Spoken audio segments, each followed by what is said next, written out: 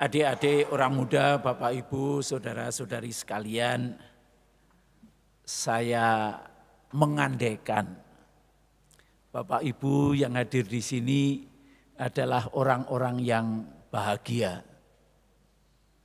Benar? Moga-moga salah. Mungkin banyak yang bahagia, ada satu dua yang sedang tidak berbahagia, yaitu biasa. Tapi saya melihat rasanya Bapak Ibu saudara-saudari sekalian adalah orang-orang yang bahagia.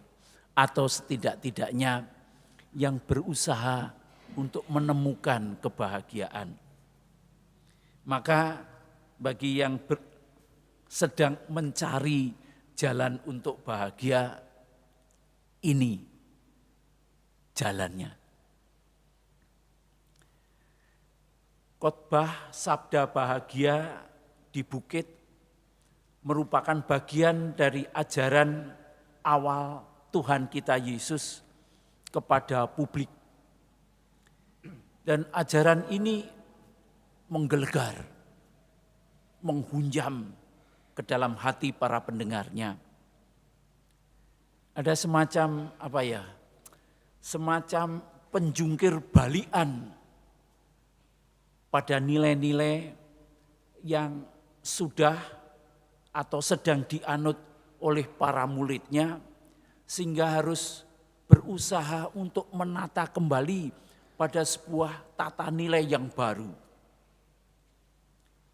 Ada perubahan, ajaan perubahan dari nilai tradisi Yahudi dan cara hidup yang lainnya, dan itu ternyata dihadapkan pada khotbah Yesus ini, maaf, itu enggak bisa dipakai lagi.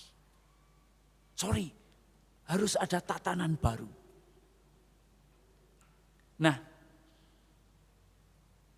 lalu bagaimana? Dan inilah Yesus mengajak, menuntun kita untuk membuat tatanan baru yang sungguh-sungguh membantu orang untuk memasuki sejatinya kebahagiaan itu apa.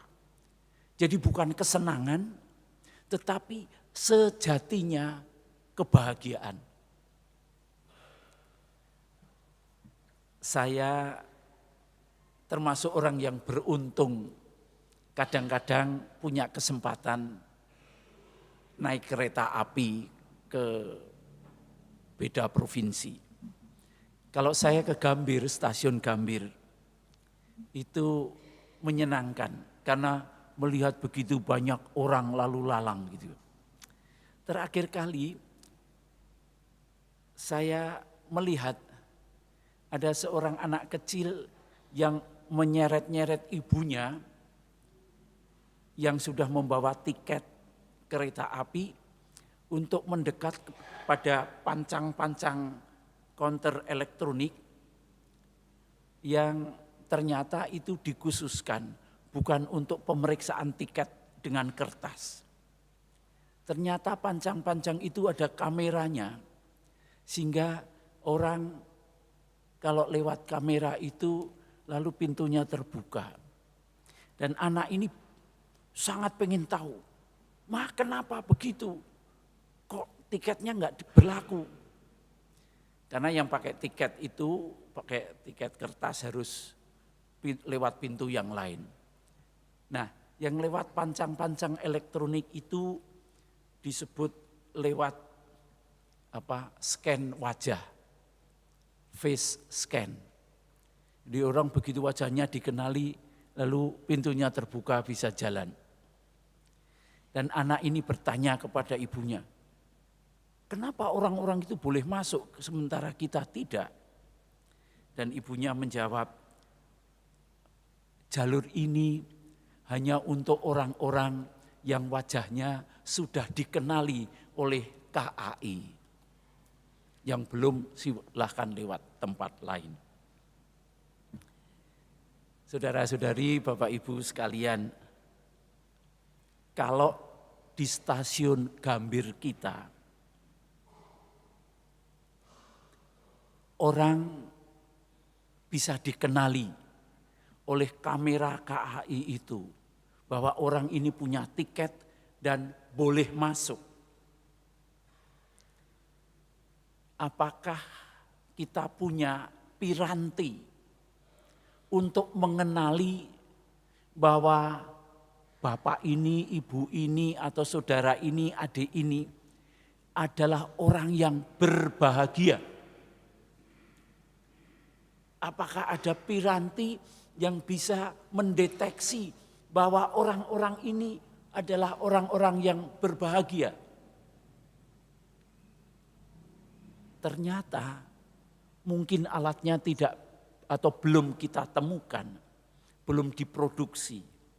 Tetapi ada piranti untuk mendeteksi, untuk mengenali orang-orang yang hidupnya bahagia. Pirantinya apa? Mari kita lihat.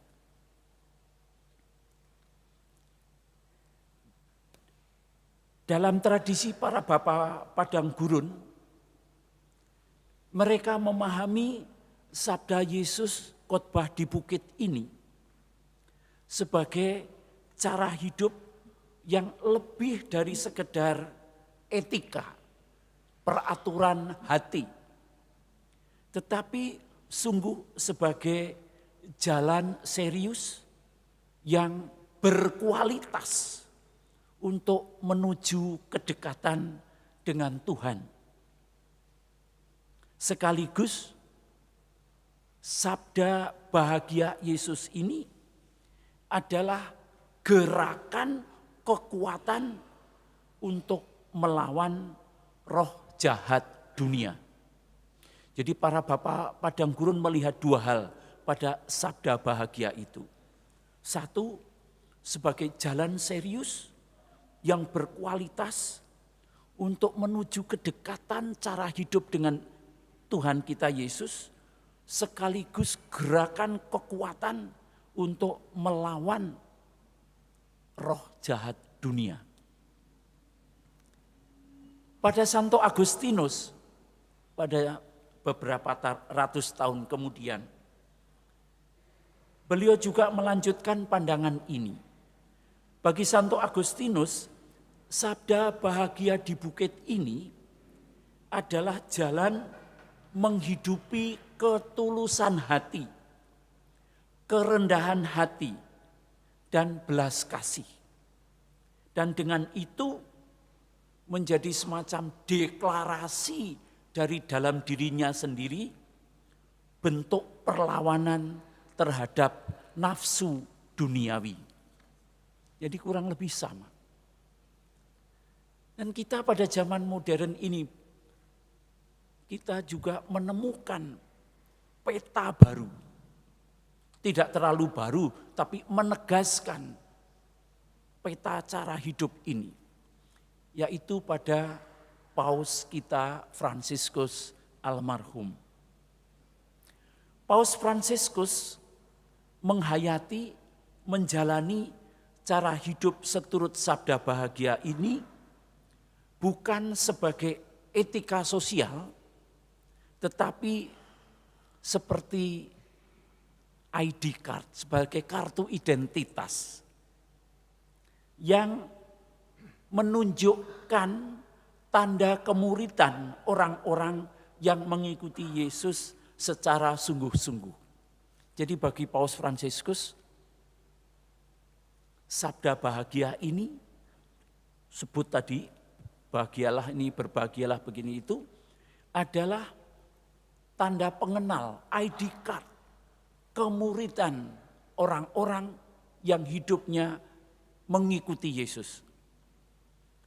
Bagi Paus Fransiskus, sabda bahagia di khotbah di bukit merupakan peta jalan bagi orang yang mau memasuki sejatinya hidup bahagia itu seperti apa. Dan itu ditempuh dengan mewujudkan cinta dan belas kasih kepada orang di sekitarnya. Simple, sederhana. Jadi jalan menuju kebahagiaan bukan sesuatu yang rumit, tetapi adalah sebuah jalan sederhana yang mau menunjukkan belas kasih dan cinta kepada saudara-saudarinya. Pada orang yang menghidupi kasih Kristus, yang mata hatinya terarah kepada orang kecil, pada orang lemah, pada orang menderita. Tanda ini juga hidup pada orang yang mau berkotor tangan, mau repot, mau lelah untuk membantu orang lain. Adalah orang yang mau mengurangi kenyamanan pribadinya dengan sadar supaya bisa membantu orang lain. Dan bantuannya itu supaya sungguh berarti bagi orang yang dibantunya. Dan orang itu menurut Paus adalah orang yang mau menjaga, merawat bumi isi semesta ini sebagai rumah bersama. Maka sabda bahagia adalah ID card, kartu pengenal orang-orang yang sungguh mengikuti Tuhan. Seperti face scan itu akan mengenali, oh ini orang-orang yang sungguh bahagia karena sungguh-sungguh menjalankan sabda bahagia Tuhan. Sabda bahagia adalah ID card atau orang yang melewati face scan sehingga masyarakat tahu ini adalah orang yang hatinya sejatinya penuh dengan kasih. Ia adalah orang yang menghidupi sejatinya bahagia itu.